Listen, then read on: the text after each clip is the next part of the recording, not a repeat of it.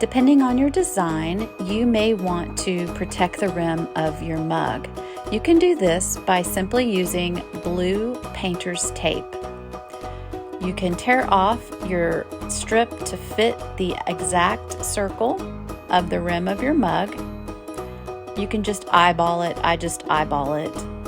And then go ahead and place that around the rim where you'd like to make sure that your design does not go over. If you are doing a solid color on the bottom, you may be more picky about the placement of the tape, but this is just a great guide to show me where I want to stop. Now you can choose your stencil. I have them available in my shop. Place your stencil on one side or the other of your mug based on where you want it to face. Once you have which side you want to have it on, you can adjust it as needed.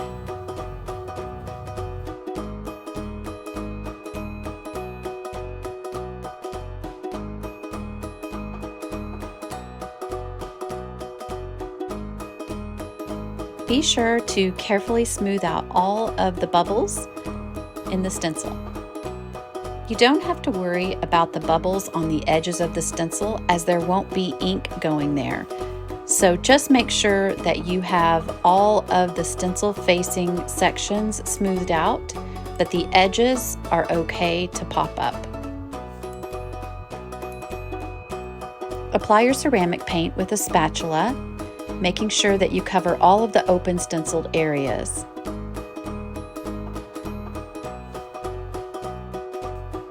Now you're ready for the big reveal. Just peel back your transfer to reveal a perfect design with lots of detail. I just love it. Look at that detail. Now you can optionally choose to repeat the process on the opposite side of your mug. This time I chose a transfer with words on it.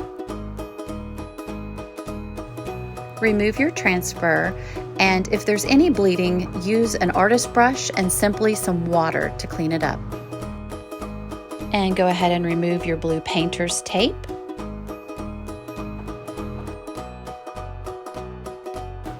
You can alternatively use any black Sharpie or any colored Sharpie to create designs as well on your mug. This time I used little dots all the way around the bottom edge of the mug. I am in love with this project. It turned out so cute. It was so easy, and the possibilities are endless. Anyone can make one of these. If you need more directions on how to make it permanent and bake it in the oven, they're over on my website at Southern Crush at Home.